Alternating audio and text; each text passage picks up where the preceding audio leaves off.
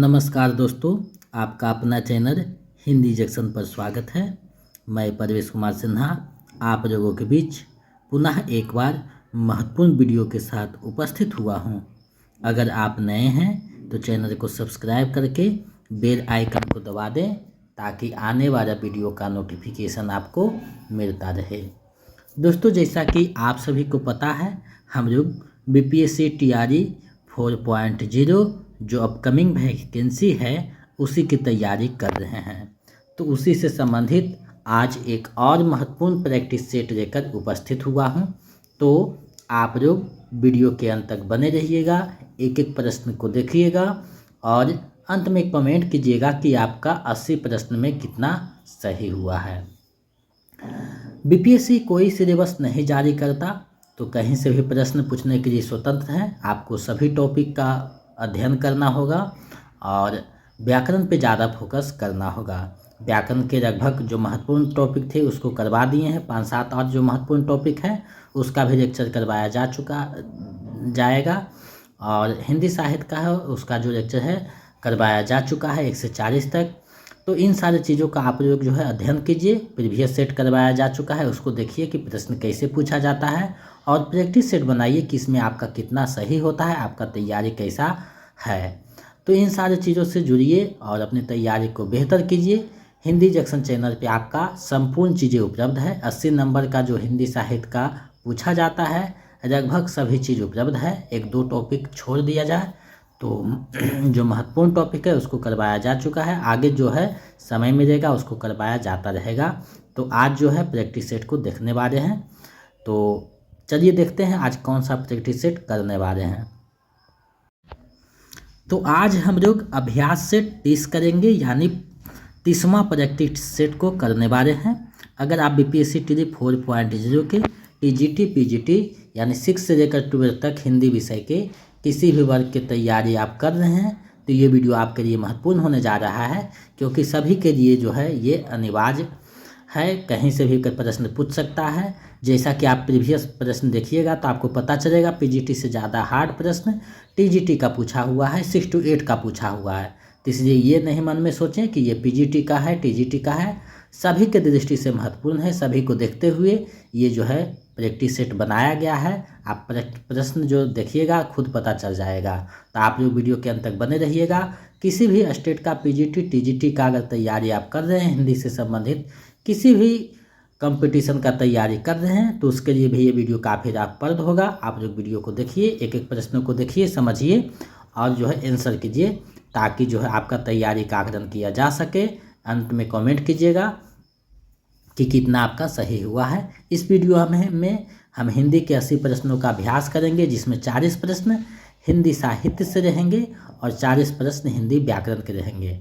तो आपको जो प्रोवाइड करवाया गया है, वीडियो दिया गया है, 5-7 बार प्रैक्टिस सेट को बनाइए, प्रीवियस सेट को बनाइए, लेक्चर को देखिए, ताकि आपका जो है निर्णय लेने की क्षमता का विकास हो सके। अगर आप बीपीएससी टीआरई 4.0 का नोट्स प्रैक्टिस सेट पाना चाहते हैं तो हमारे नंबर 7261815307 पे 249 रुपया किसी भी माध्यम से पेमेंट कर दीजिए, गूगल पे, फोन पे, और उसका स्क्रीनशॉट लेकर भेज दीजिए। तो इधर से हम प्रैक्टिस सेट, प्रीवियस सेट और नोट्स प्रोवाइड करवा देंगे। अलग से आपको कोई भी पुस्तक लेने की आवश्यकता नहीं पड़ेगी। ए स्टेट के लिए आपको इसी नंबर पे 199 रुपया पेमेंट करना है और उसका स्क्रीनशॉट भेज देना है। तो इधर से नोट्स और प्रैक्टिस सेट देंगे, जिससे आप पढ़िएगा, आपका 100% रिजल्ट हो जाएगा। तो चलिए बिना देर करते हुए आज के प्रश्नों को देखते हैं और समझते हैं। तो दोस्तों, आप देख रहे हैं अभ्यास सेट 30 है, ये 30वां अभ्यास सेट है। इससे पहले 1 से 29 तक करवाया जा चुका है। अगर आप नहीं देखे हैं तो प्लेलिस्ट बना हुआ है, वीडियो के डिस्क्रिप्शन में है, वहां से देख सकते हैं। लेक्चर का भी प्लेलिस्ट बना हुआ है, व्याकरण क्लास का लेक्चर का भी बना हुआ है और इम्पोर्टेंट क्वेश्चन का भी बना हुआ है। सभी का प्लेलिस्ट बना हुआ है, आप वहां से वीडियो के डिस्क्रिप्शन में लिंक लगाया हुआ है, देख सकते हैं, समझ सकते हैं। और जो है तो इन देख सकते हैं Telegram channel, Facebook channel, WhatsApp channel का भी लिंक है, वहां से जुड़ जाइए। नोटिफिकेशन और महत्वपूर्ण प्रश्न जो 1-2 प्रश्न दिया जाता है प्रत्येक दिन, उससे जुड़ सकते हैं। पहला प्रश्न आप लोगों के सामने है, इसका आप लोग जवाब दीजिए कौन सा सही होगा। महाप्रभु ब्रह्मचार्य के शिष्यों का वृतांत किस ग्रंथ में है। आपको बताना है कि कौन से वे ग्रंथ है जहाँ महाप्रभु ब्रह्माचार्य के शिष्यों का वृत्तांत लिखा हुआ है। तो देखिए ये जो हम प्रश्न जितने करवाएंगे जिसमें इसने समाहित किया गया है वो प्रश्न कहीं ना कहीं एग्जाम में पूछा हुआ प्रश्न है, तो इसलिए जो है काफ़ी महत्वपूर्ण हो जाता है। तो आप लोग एक एक प्रश्नों को देखिए, समझिए और अंत तक बने रहिए, क्योंकि अभी से आप तैयारी कीजिएगा तो ज़्यादा कठिन नहीं होगा, वरना अचानक वैकेंसी आएगी तुरंत में एग्ज़ाम दे दिया जाएगा तो आप जो है 1-2 नंबर से मेरिट रुकने में रुक सकता है, तो उससे आप लोग बचिए। तो इसका जो सही आंसर हो जाएगा 84 वैष्णवन की वार्ता होगा, विकल्प जो ग है सही हो जाएगा। इससे संबंधित जो है भक्ति कार्य में जो है पढ़ाया जा चुका है, अष्टछाप वहाँ भी देख सकते हैं, तो विस्तार से वहाँ आपको यहाँ इसके बारे में दिखाई दिया जाएगा। तो इसका सही आंसर विकल्प ग है। आगे बढ़ते हैं। अष्टछाप के कवियों में प्रथम नियुक्त कीर्तनकार कवि कौन थे? यानी अष्टछाप के जो 8 कवि थे तो प्रथम नियुक्त कीर्तनकार कवि कौन थे आपको बताना है। तो प्रथम जो नियुक्त कीर्तनकार कवि थे वे कुंभन दास थे, विकल्प जो ख है सही हो जाएगा। कुंभन दास को माना गया है, इसका सही आंसर विकल्प ख हो जाएगा। तो अष्टछाप जो है कृष्ण भक्ति से संबंधित है, कृष्ण भक्ति धारा में इनसे विशेष जो है चीज़ें को देख सकते हैं। देखिए यहाँ पूरा डिटेल में बताने का एक मुख्य कारण ये हो जाता है, नहीं बता पाते हैं क्योंकि स्क्रीन छोटा होता है। अगर डिजिटल बोर्ड होता तो हाँ विस्तार से चर्चा करते। खैर कोई बात नहीं, जानने से काम है, इसी तरह हम लोग निकलेंगे और एग्ज़ाम को निकालेंगे। बुद्धिमान बनना है, विद्वान की आवश्यकता नहीं है। चलिए आगे बढ़ते हैं। हितोपदेश का भाषानुवाद किसने किया? हितोपदेश का भाषानुवाद किसने किया है आपको बताना है। तो हितोपदेश का भाषानुवाद जो करने वाले हैं पद्माकर जी हैं, विकल्प क जो है सही हो जाएगा, इन्होंने किया है, विकल्प क सही हो जाएगा। आगे बढ़ते हैं। रस पीयूष निधि के रचनाकार कौन हैं आपको बताना है। रस पीयूष निधि जो ग्रंथ है उसके रचनाकार कौन हैं? तो रस पीयूष निधि जो ग्रंथ है उसके रचनाकार आचार्य सोमनाथ जी हैं, यानी विकल्प क सही हो जाएगा। तो इसको ध्यान में रखिएगा, 1-2 बार प्रश्न यूजीसी नेट में भी पूछा हुआ है, तो विकल्प क सही हो जाएगा। चलिए नेक्स्ट प्रश्न देखते हैं। रामचंद्र शुक्ल ने किस कवि को कठिन काव्य का प्रेत कहा था? यानी रामचंद्र शुक्ल ने किस कवि को कठिन काव्य का प्रेत कहा था आपको बताना है, विकल्प आपके सामने है। तो कठिन काव्य का प्रेत जो है केशव दास को कहा था, विकल्प ख जो है सही हो जाएगा। तीनों जो कवि हैं भूषण बिहारी केशव, तीनों रीतिकालीन कवि हैं, इतनी बात ध्यान में रखना है। आगे बढ़ते हैं। भीतर भीतर सब रस चूसै, हरी हंसी के तन मन धन मूसै, यह पंक्ति किस कवि की है? ये जो पंक्ति है किस कवि की है आपको बतानी है। तो ये जो पंक्ति है वो भारतेंदु हरिश्चंद्र जी का है, विकल्प ख सही हो जाएगा।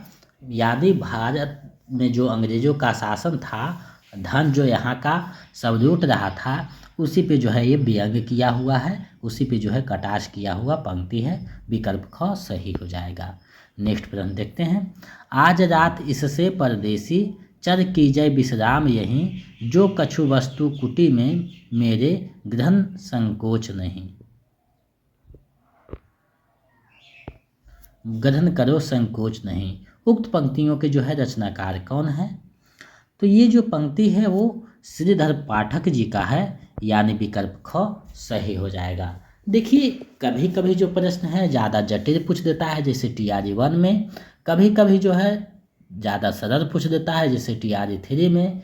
तो आपको सरल से कठिन प्रश्न को भी देखना अनिवार्य है। अगर आप जो जितने भी हम प्रैक्टिस सेट करवाए हैं शुरू से अगर देखे होंगे और सभी पे अच्छा पकड़ है, तो कहीं भी एग्ज़ाम में जाइएगा हिंदी से संबंधित तो आप 60 से 70% प्रश्न बहुत आराम से बना करके चले आइएगा, इतना ज़रूर है। तो आप लोग अगर नहीं देखे हैं वो सारे प्रैक्टिस सेट तो प्ले लिस्ट बना हुआ है, वहाँ से देखिए और जो है ज़्यादा से ज़्यादा अभ्यास कीजिए, क्योंकि BPSC अभ्यास पे ही टिका हुआ। जितना ज़्यादा प्रैक्टिस सेट बनाइएगा उतना बेनिफिट आपके लिए होगा।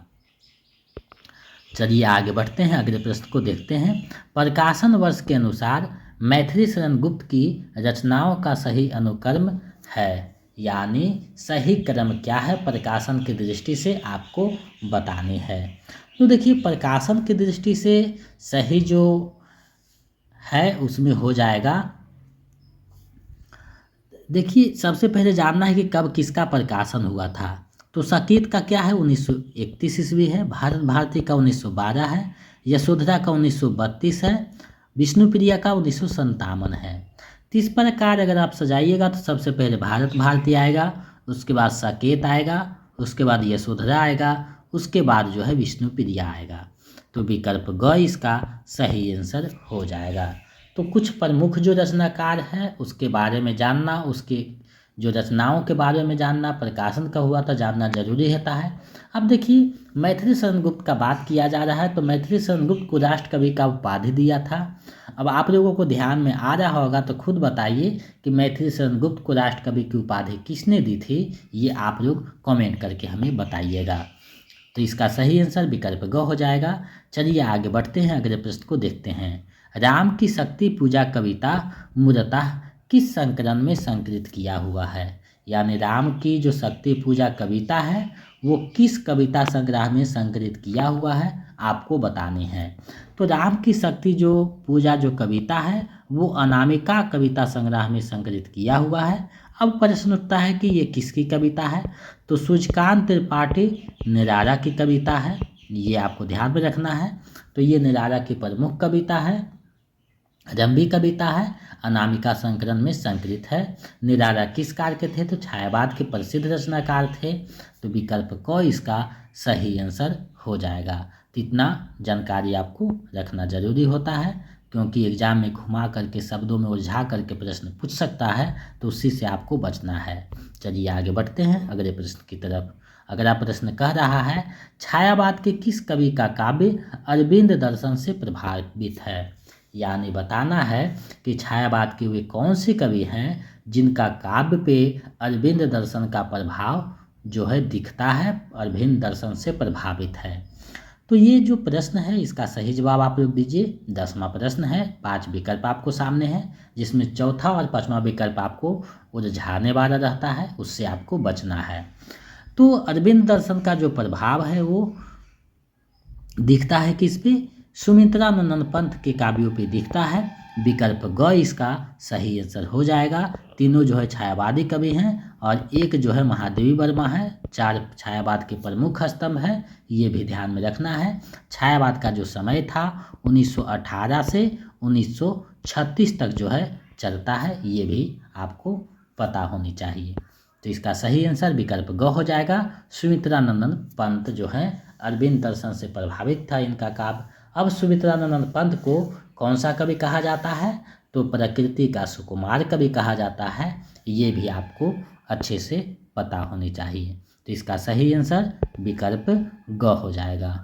आगे बढ़ते हैं अगले प्रश्न को देखते हैं। निराला की कौन सी रचना व्यंग परक है, आपको बताना है वो कौन सी रचना है जो व्यंग परक है, व्यंग शैली का जिसमें इस्तेमाल किया गया है। तो देखिए जूही की कली जो है वो तो मुक्तक छंद में है, व्यंग इसमें नहीं है। सरोज स्मृति है वो तो शोक गीत है, अपनी पुत्री के शोक पे लिखे थे। कुकुरमुत्ता जो है व्यंग शैली में लिखा गया है, बिल्कुल सही है। तो विकल्प ग इसका सही आंसर हो जाएगा। कुकुरमुत्ता जो काव्य है उसमें व्यंग शैली का प्रयोग किया गया है और डायरेक्ट जो है गुलाब के माध्यम से जवाहरलाल नेहरू पे कटाक्ष किया गया है। और कुकुरमुत्ता जो है वो गरीब मजदूर शोषित जो वर्ग है उसका प्रतीक है, जो इसमें दिखाया गया है। तो विकल्प ग इसका सही आंसर हो जाएगा। चलिए आगे बढ़ते हैं। निम्नलिखित में कौन सी रचना सर्वेश्वर दयाल सक्सेना की है, आपको बताना है कि वो कौन सी रचना है जो सर्वेश्वर दयाल सक्सेना जी का है। तो देखिए सर्वेश्वर दयाल सक्सेना की रचना का बात करें तो काठ की घंटियाँ, कुआनो नदी, रिपटा रजाई में, तीनों जो रचना है सर्वेश्वर दयाल सक्सेना का है। तो इसका जो सही आंसर है विकल्प घ हो जाएगा, उपयुक्त में से एक से अधिक। तो देखिए ये चौथा जो विकल्प है, 5वां विकल्प है, आपको ज़्यादा डिस्टर्ब करेगा एग्जाम में। तो जब तक आप अच्छे से बारीकी से चीज़ों को नहीं जानिएगा तो उलझन में रहिएगा, जिससे आपके जानते हुए प्रश्न गलत हो सकते हैं। तो इसीलिए हम हमेशा कहते हैं कि जितने भी लेक्चर हुए हैं 3-4 बार 5 बार अगर देखिएगा, आँखों से गुजरेगा तो चीज़ें ध्यान में बैठ जाएगी, और जब एग्ज़ाम में आप बैठिएगा तो आपको दिक्कत नहीं होगा। और एग्ज़ाम में बैठने से जो है आप उस समय डिस्टर्ब होते हैं, तो कोई भी प्रश्न रहेगा 2-3 बार 4 बार पढ़ लीजिएगा, उसके बाद बनाइएगा। समय भरपूर रहता है, हमें पता है, तो आप लोग समय का जो है सदुपयोग कीजिएगा और ध्यान दे के बनाइएगा, तो आपका रिजल्ट पक्का हो जाएगा। तो इसका सही आंसर विकल्प घ हो जाएगा। चलिए आगे बढ़ते हैं, अगले प्रश्न को देखते हैं। अगला प्रश्न है, धातु सेन प्रसाद के किस नाटक का पात्र है? आपको बताना है कि धातु सेन जो है प्रसाद के यानी जयशंकर प्रसाद के किस नाटक का पात्र है। तो देखिए, धातु सेन जो पात्र है वो स्कंदगुप्त नाटक का पात्र है, यानी विकल्प ग सही हो जाएगा। स्कंदगुप्त जो नाटक है उसका पात्र है धातु सेन।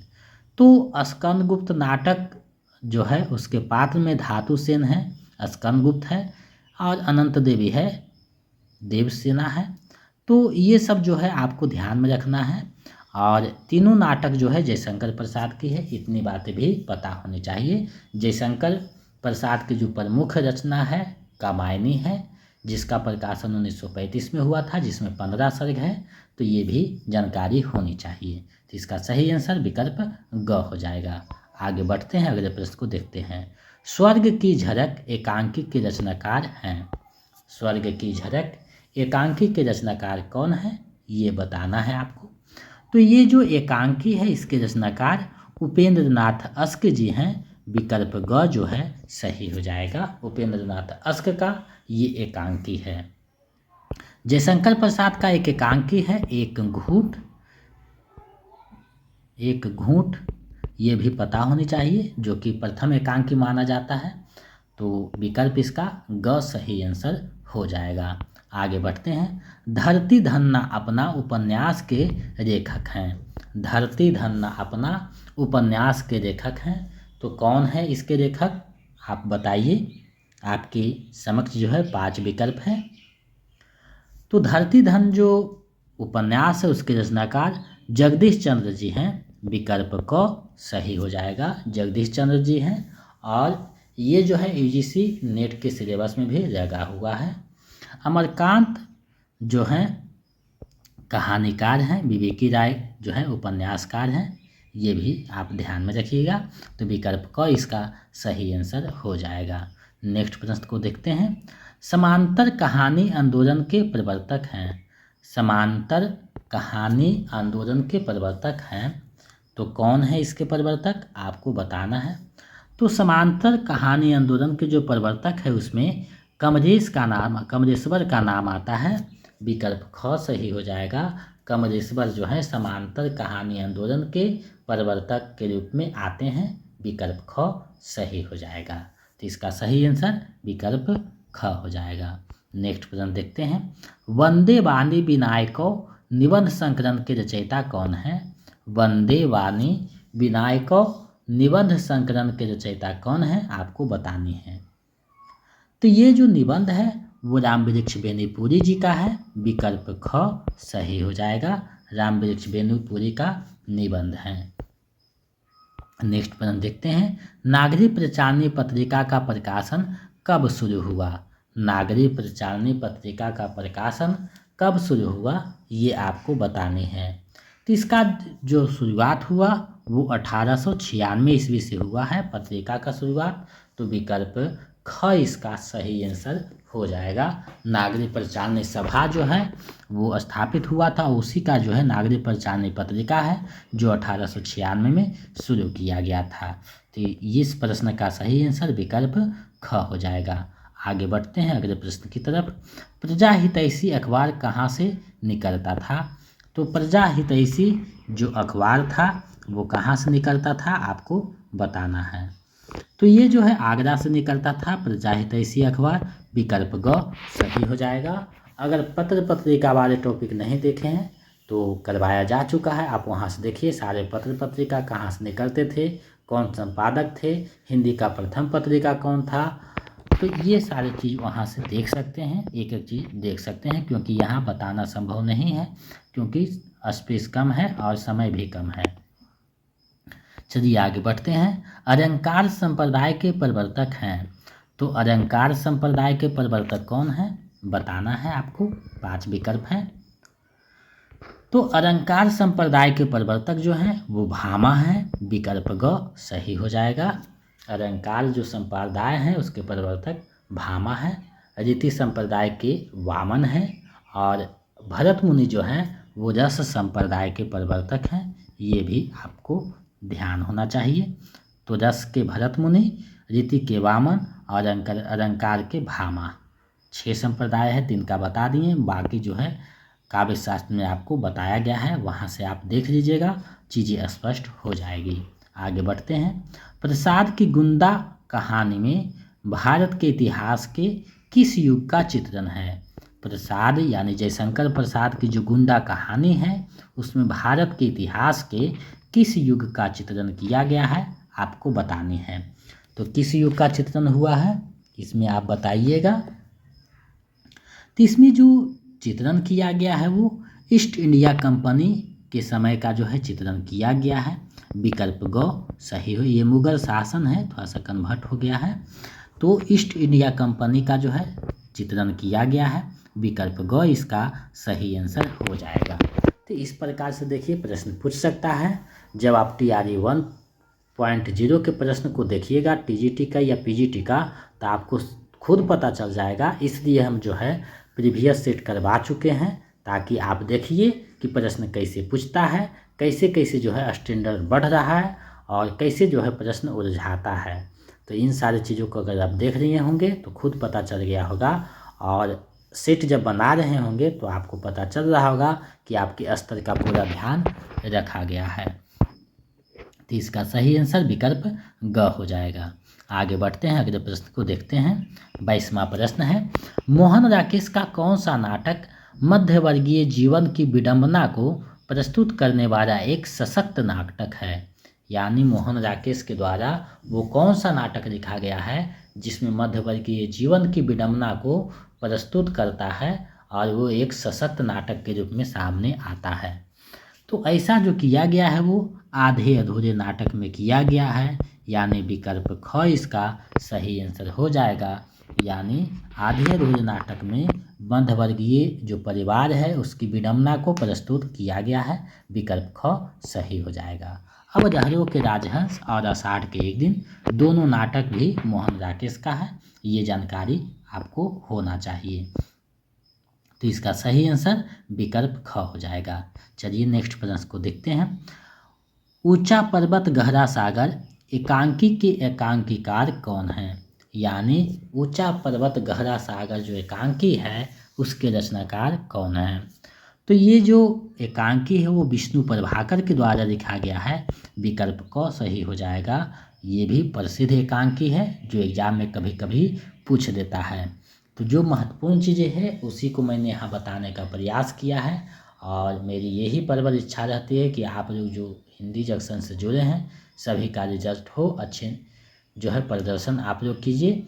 और हिंदी जंक्शन हमेशा जो है तत्पर रहा है, हमेशा रिजल्ट दिया है। TRE 2 में देखिए या 3.0 में देखिए, सभी में देखिए अच्छा रिजल्ट रहा है। तो आप लोग भी अपने लक्ष्य को प्राप्त कीजिए, यही कामना है, यही इच्छा है। तो इसका सही आंसर विकल्प क है। चलिए आगे बढ़ते हैं। डॉक्टर रामकुमार वर्मा की इनमें से कौन सी कृति है। आपको बताना है कि डॉक्टर रामकुमार वर्मा की इनमें से कौन सी कृति है। तो देखिए धूमि शिखा ये तो नहीं है। अजातशत्रु तो नाटक है प्रसाद का। कौमुदी महोत्सव रचना जो है वो डॉक्टर रामकुमार वर्मा जी का है। विकल्प ख सही हो जाएगा। ये प्रश्न PGT में पूछा हुआ है, BPSC में नहीं, अदर स्टेट में पूछा हुआ प्रश्न है। विकल्प ख इसका सही आंसर है। तो इस प्रकार से प्रश्न पूछता है, आप देख सकते हैं। आगे बढ़ते हैं। तत्कालीन अंग्रेजी शासन की कमियों, थोड़ा सा कन्वर्ट हो गया है, शासन की कमियों को उजागर करने वाली भारतेंदु की कौन सी रचना है। शासन की जो कमी थी उसको उजागर करने वाला भारतेंदु की कौन सी रचना है आपको बताना है। तो भारतेंदु की रचना है भारत दुर्दशा, जिसमें जो है ये चीज़ें दिखाया गया है। तो विकल्प ख इसका सही आंसर हो जाएगा। भारत दुर्दशा में भारत दुर्दशा की बात की जा रही थी, अंग्रेजों की जो है कमियों को इसमें गिनाया गया था। विकल्प ख इसका सही आंसर हो जाएगा। आगे बढ़ते हैं, अगले प्रश्न को देखते हैं। अरका जयशंकर प्रसाद के किस नाटक की पात्र है? अरका जो है जयशंकर प्रसाद की किस नाटक की पात्र है, आपको बताना है। तो देखिए, अरका जो पात्र आई है ध्रुव स्वामिनी में, जी नहीं, विशाखा में भी नहीं, स्कंदगुप्त में नहीं, तो ये जो है चंद्रगुप्त नाटक में आया हुआ पात्र है। चंद्रगुप्त नाटक, जो कि विकल्प में नहीं है। तो जब विकल्प में नहीं है तो इसका सही आंसर विकल्प अंग हो जाएगा, उपयुक्त में से कोई नहीं। होता क्या है कि जब इनमें से कोई नहीं होता है तो आप जो है कन्फ्यूजन कर जाते हैं जानकारी के भाव में, जो कि आपका माइनस करवा देता है 1 अंक, और कहीं ना कहीं मेरिट बनने में परेशानी होती है। तो इसी से आपको बचना है। इसलिए हम हमेशा कहते हैं कि पहले प्रश्न को अच्छे से पढ़ लीजिए, 1-2 बार समझ लीजिए, उसके बाद जो है टिक कीजिए और जो है निर्णय लीजिए, तो आपका सही निर्णय होगा।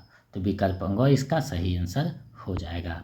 आगे बढ़ते हैं। असत्य कथन को छांटिए, यानी कौन सा कथन असत्य है उसको आपको बताना है। तो संस्कृति और साहित्य के लेखक रामविलास शर्मा हैं, बिल्कुल सही बात है। आम्र मंजरी के लेखक विद्यानिवास मिश्र हैं, तो आम्र मंजरी के लेखक विद्यानिवास मिश्र हैं, बिल्कुल सही है। अब अर्धनारीश्वर धर्मवीर भारती का निबंध है, तो ये गलत है, क्योंकि अर्धनारीश्वर जो निबंध है वो रामधारी सिंह दिनकर जी का निबंध है। विकल्प ग सही हो जाएगा। और इसमें जो है असत्य छांटने के लिए कह रहा था, तो विकल्प ग सही हो जाएगा। तो इस प्रकार से भी प्रश्न पूछता है, जिस प्रकार से प्रश्न पूछता है सभी को हम आपके समक्ष प्रस्तुत करने का एक प्रयास कर रहे हैं, ताकि आप ऐसे प्रश्नों से रूबरू हो सकें, जानकारी हो सके आपको, और आप जो है अपना रिजल्ट पक्का कर सकें। तो इसका सही आंसर विकल्प ग हो जाएगा। आगे बढ़ते हैं। आम फिर बौरा गए किसका निबंध है? आम फिर बौरा गए किसका निबंध है? तो ये जो निबंध है वो हजारी प्रसाद द्विवेदी जी का निबंध है। विकल्प ख सही आंसर इसका हो जाएगा। तो आगे बढ़ते हैं, अगले प्रश्न को देखते हैं। स्थापना है निबंध एक साहित्यिक विधा है, बिल्कुल सही बात है। तर्क दिया जा रहा है कि निबंध का संबंध केवल साहित्य से होता है। आप खुद सोचिए, निबंध का जो संबंध है केवल साहित्य से है क्या? जी नहीं, ये गलत है। तो क जो है सही हो जाएगा और खा गलत हो जाएगा, यानी इसका सही आंसर विकल्प ख विकल्प होगा, क्योंकि निबंध का साहित्य सभी विषय से है। आप उसको विज्ञान में भी प्रयोग कर सकते हैं, इतिहास में भी कर सकते हैं, ज्योग्राफी में भी कर सकते हैं, केवल साहित्य तक सीमित नहीं है। तो विकल्प ख इसका सही आंसर हो जाएगा। चलिए अगले प्रश्न को देखते हैं। प्रगतिशील साहित्य की समस्याएं किसकी रचना है? प्रगतिशील साहित्य की समस्याएं किसकी रचना है बतानी है। तो ये जो पुस्तक है इसकी रचना कौन है? विकल्प आपके सामने है, इसको मैं आपको जो है चुनना है। तो ये जो पुस्तक है रामविलास शर्मा जी का पुस्तक है। विकल्प ग सही हो जाएगा, और ये बहुत प्रसिद्ध पुस्तक रहा है। प्रगतिशील साहित्य की समस्याएं जो है बहुत बेहतरीन पुस्तक था। विकल्प ग इसका सही आंसर हो जाएगा। आगे बढ़ते हैं, अगले प्रश्न को देखते हैं। बंगाल की महामारी पर लिखा गया रिपोर्टाज विशाल भारत किसकी रचना है? विशाल भारत जो है वो किसकी रचना है बताने हैं आपको। तो ये जो रिपोर्टाज है विशाल भारत, इसके रचनाकार कौन है चुनना है आपको।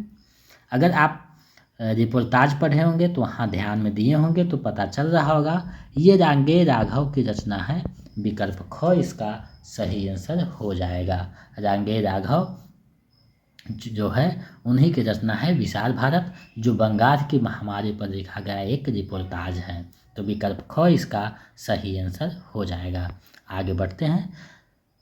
साधारणीकरण शब्द के आविष्कर्ता आचार्य हैं, यानी साधारणीकरण जो शब्द है उसका प्रयोग किसने किया था, आविष्कार किसने किया था। तो ये जो साधारणीकरण शब्द है ये भट्टनायक का दिया हुआ शब्द है, विकल्प क जो है सही हो जाएगा। भट्टनायक का दिया हुआ है।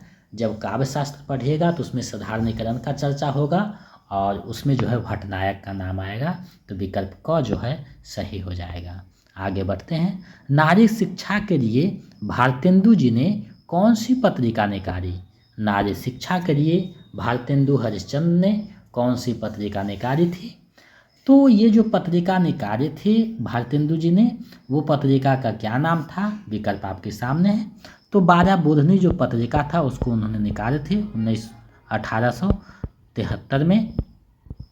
तो विकल्प ख इसका सही आंसर हो जाएगा। जो नारियों को समर्पित है, नारी के लिए समर्पित पत्रिका है, विकल्प ख सही हो जाएगा।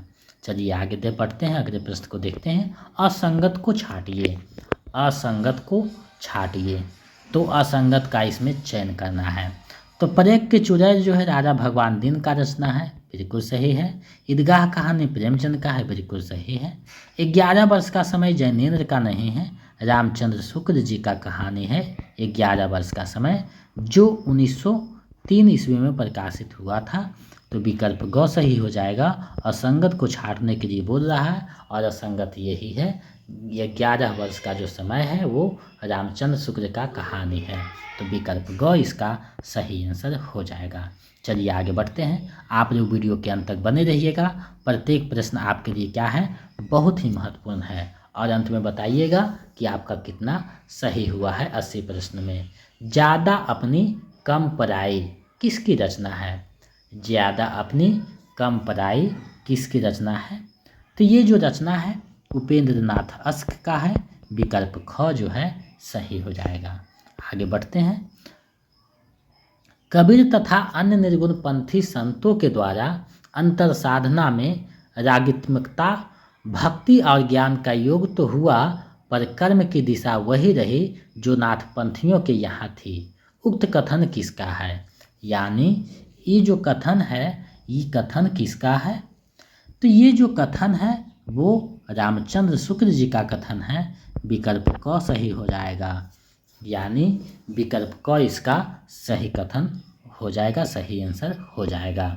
अब देखिए, रामचंद्र शुक्ल से संबंधित कोई भी प्रश्न रहता है तो कोई भी पंक्ति है, कोई भी बात किया गया है तो काफ़ी महत्वपूर्ण है। तो इसलिए रामचंद्र शुक्ल को आप लोग अच्छे से पढ़िएगा, समझिएगा, तभी अच्छा से आप आंसर कर पाइएगा। मेहता और मालती किस उपन्यास के पात्र हैं? मिस्टर मेहता और मिस मालती किस उपन्यास के पात्र हैं, आपको बताना है। तो ये जो पात्र हैं आपको खुद पता होना चाहिए किसका पात्र है।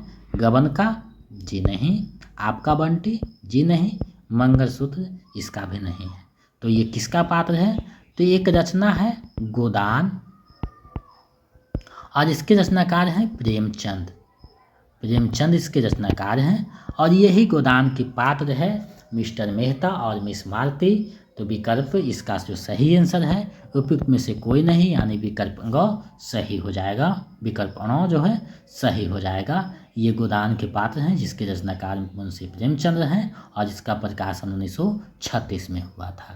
तो विकल्प अ इसका सही आंसर हो जाएगा। चलिए आगे बढ़ते हैं। असंगत को छांटिए। असंगत को छांटिए।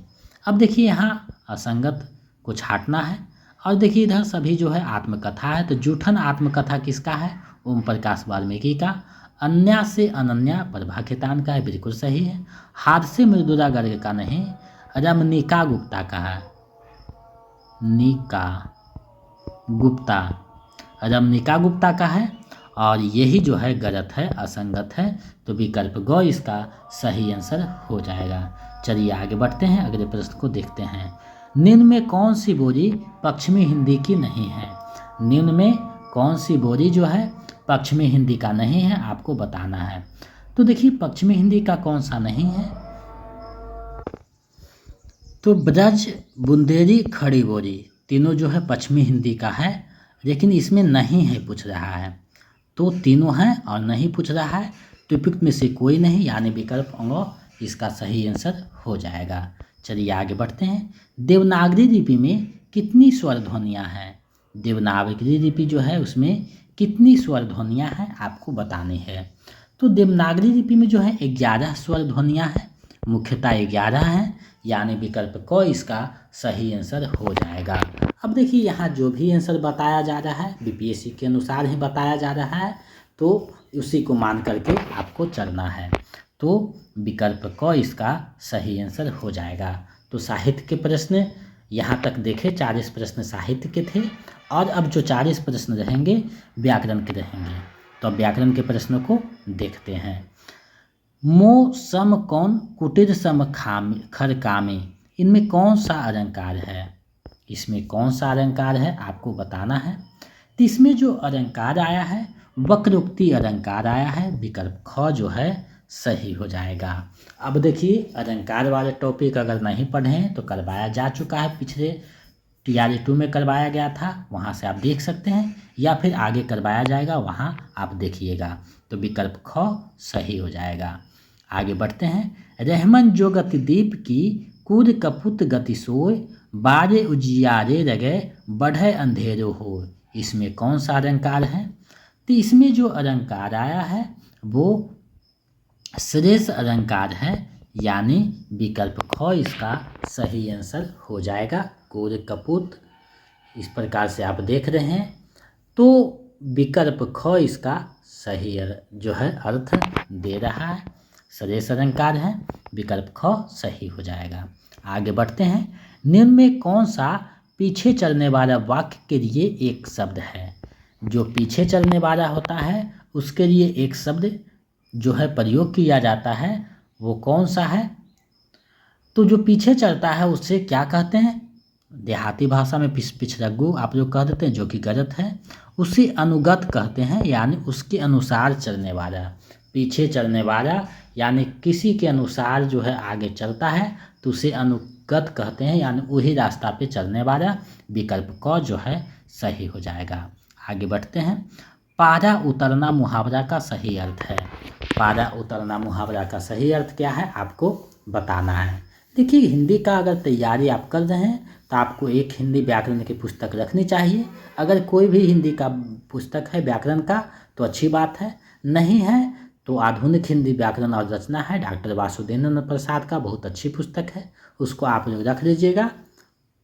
और मुहावरा, विपरीतार्थ शब्द, पर्यायवाची शब्द, तत्सम शब्द, स्त्रीलिंग शब्द, पुल्लिंग शब्द, ये सब वहाँ से देखिएगा, क्योंकि ये सब चीज़ों को कोई भी नोट्स में बांधना संभव नहीं है, तो आप लोग वहाँ से देख लीजिएगा।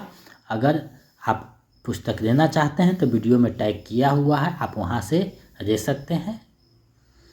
तो पारा उतरना जो मुहावरा है उसका सही अर्थ क्या है? तो उसका सही अर्थ है क्रोध कम होना, यानी विकल्प ग इसका सही आंसर हो जाएगा। आगे बढ़ते हैं। सावन हरे न भादो सूखे, जो कोक्ति का अर्थ है, तो ये जो कोक्ति है सावन हरे न भादो सूखे, इसका सही अर्थ क्या है? तो उसका सही जो अर्थ होता है सदा एक समान होना, यानी चाहे सावन हो चाहे भादो हो, यानी जो है हमेशा एक समान रहता है। विकल्प क सही हो जाएगा। एक आंख से देखना मुहावरे का सही अर्थ क्या होगा? एक आंख से देखना मुहावरे का सही अर्थ क्या है आपको बताना है। तो एक आंख से देखना मुहावरे का सही अर्थ क्या है? तो इसका जो सही अर्थ हो जाएगा बराबर मानना, यानी सभी को क्या है एक दृष्टि से देखना। विकल्प क सही हो जाएगा। आगे बढ़ते हैं। निम्न में कौन उत्क्षिप्त व्यंजन नहीं है? तो उत्क्षिप्त व्यंजन कौन सा नहीं है?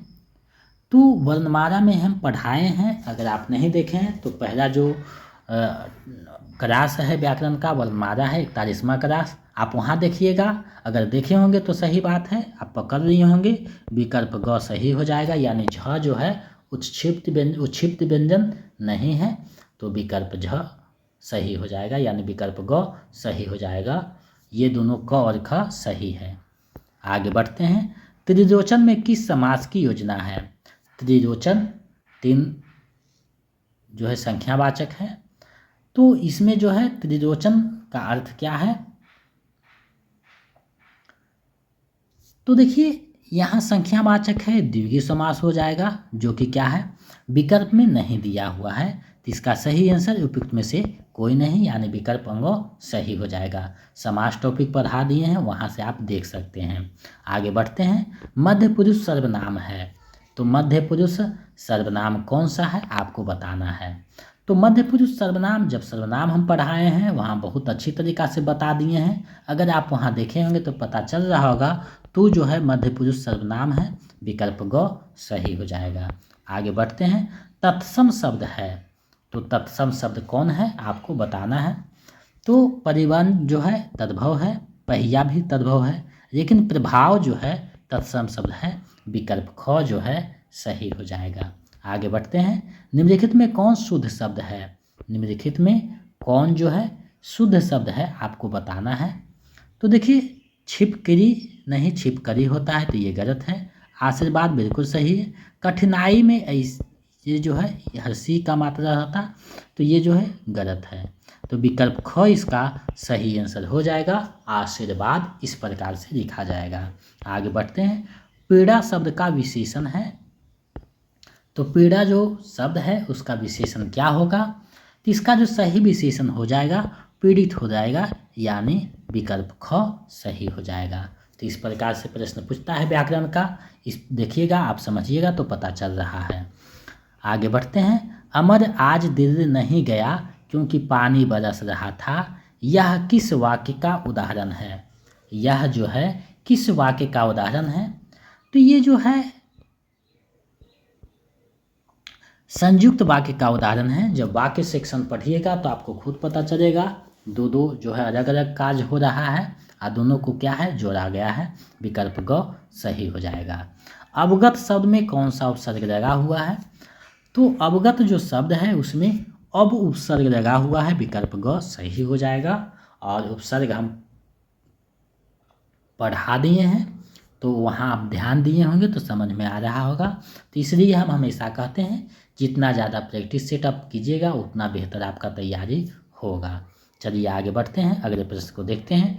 वेदना शब्द में कौन सा प्रत्यय है। प्रत्यय के भी क्लास हो चुका है। वेदना शब्द में कौन सा प्रत्यय है आपको बतानी है।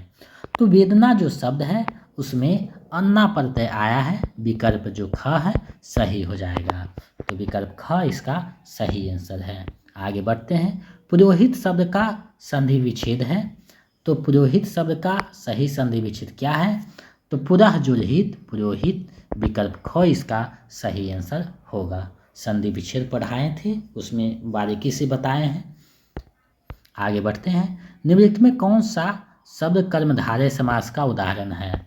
तो कर्मधारय समास का उदाहरण कौन सा समास शब्द है। तो परमेश्वर, परम है जो ईश्वर, यानी विकल्प जो क है सही हो जाएगा। आगे बढ़ते हैं। प्रत्युपकार शब्द किस समास का उदाहरण है। प्रत्युपकार जो शब्द है, प्रत्युपकार जो शब्द है किस समास का उदाहरण है। तो ये जो है अवयवी भाव का है। प्रति जो उपकार, प्रति शब्द से जुड़ा हुआ है, अवयवी भाव है, तो विकल्प ग जो है सही हो जाएगा। सिर पर भूत सवार होना मुहावरे का सही अर्थ क्या है। सिर पर भूत सवार होना मुहावरे का सही अर्थ क्या है, विकल्प आपके सामने है, सही जवाब आपको देना है। तो सिर पर भूत सवार होना मतलब धुन सवार होना, कोई भी चीज का करने का धुन सवार होना, विकल्प क इसका सही आंसर हो जाएगा। धनी व्यक्ति यह किस विशेषण का उदाहरण है। धनी व्यक्ति यह जो है किस विशेषण का उदाहरण है आपको बताना है। धनी व्यक्ति किस विशेषण का उदाहरण है। तो धनी व्यक्ति जो है गुण बता रहा है कोई भी आदमी का, व्यक्ति का, तो ये जो है गुणवाचक विशेषण है। विशेषण जब हम पढ़ाए थे उसमें बारीकी से बताए हैं, तो विकल्प क इसका सही आंसर हो जाएगा। आगे बढ़ते हैं। निम्न में कौन सकर्मक क्रिया का उदाहरण है। तो सकर्मक क्रिया का उदाहरण कौन सा है। बच्चा रोता है, ये तो अकर्मक है। सीता पुस्तक पढ़ती है, बिल्कुल सही बात है, विकल्प ख जो है सही हो जाएगा। आगे बढ़ते हैं। माया जरे से काप, माया जो है माया जाड़े से काँप रही है। माया जाड़े से काँप रही है, इस वाक्य में कौन सा कारक है। तो किसी के द्वारा जब कोई कार्य होता है तो वो क्या हो जाएगा,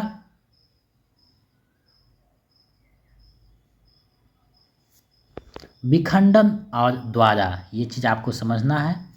तो ये जो सही आंसर है इसका वो क्या होगा, करण कारक हो जाएगा, यानी किसी के द्वारा कोई कार्य हो रहा है, अलग होने का बाद रहता तो अपदान, लेकिन यहाँ उसी के द्वारा हो रहा है तो विकल्प ख सही हो जाएगा।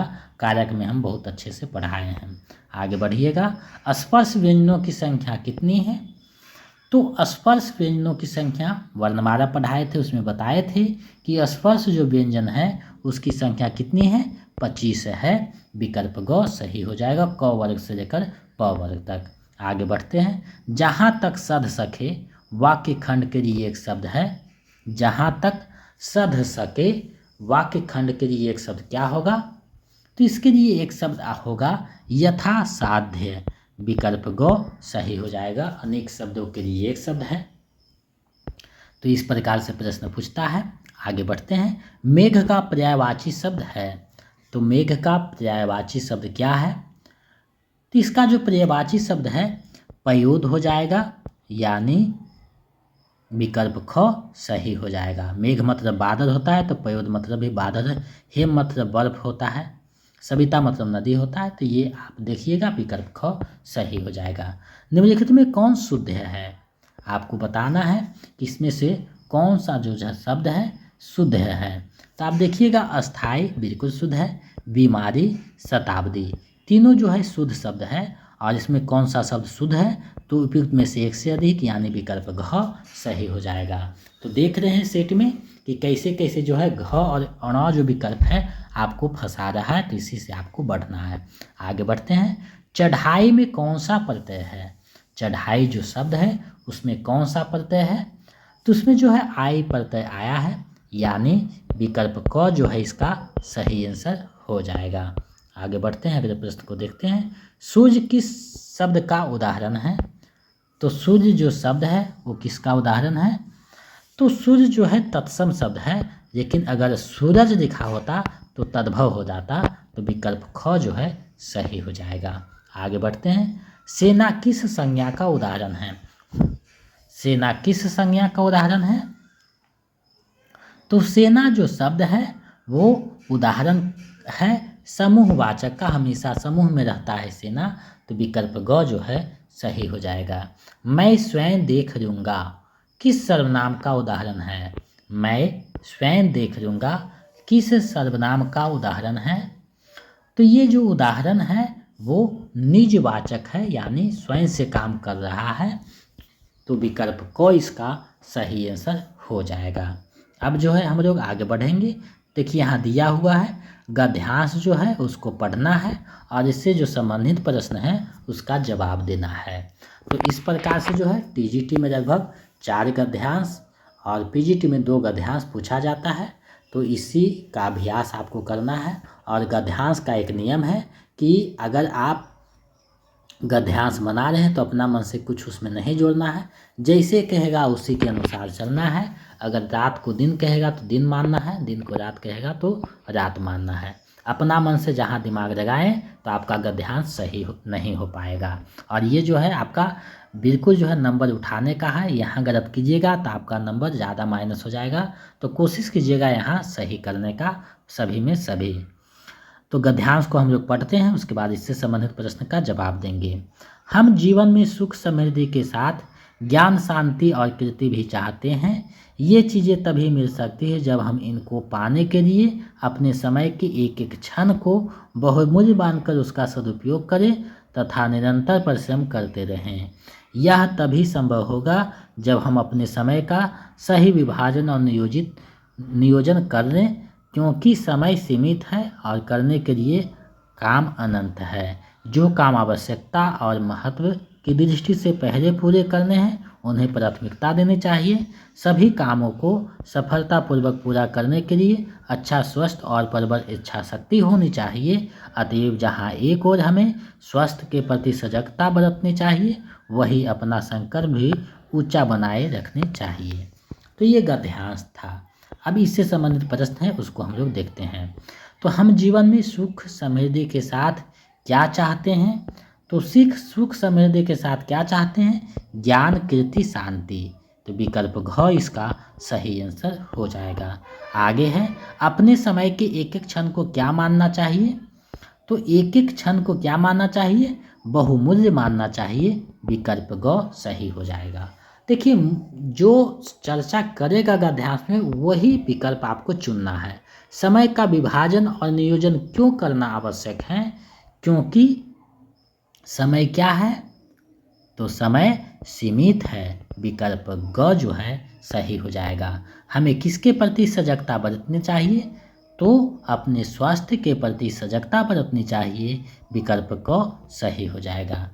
अगला प्रश्न है, प्रस्तुत गद्यांश का उपयुक्त शीर्षक क्या होगा?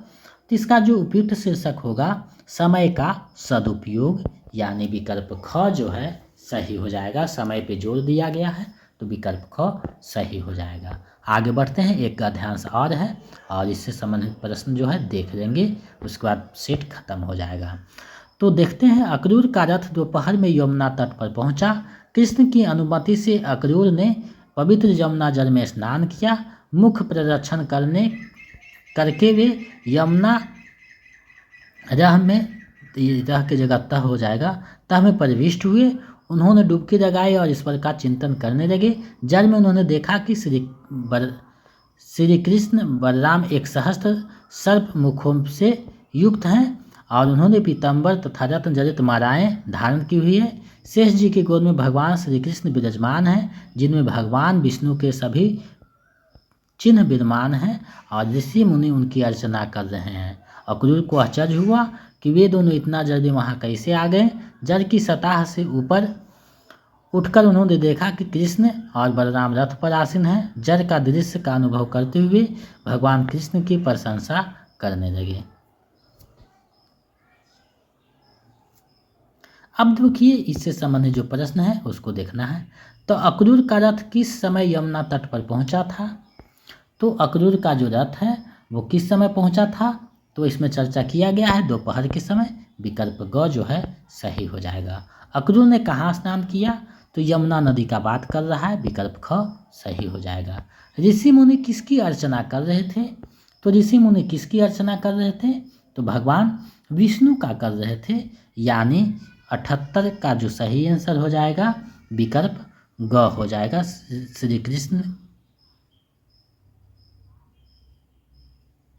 कृष्ण का था, तो विकल्प ग जो है सही हो जाएगा। अब देखिए, यहाँ प्रश्न है विष्णु का, शिव का, तो श्री कृष्ण का चर्चा कर रहा है, तो विकल्प जो ग है सही हो जाएगा। आगे बढ़ते हैं, जल की सतह से ऊपर उठकर अक्रूर जी ने क्या देखा?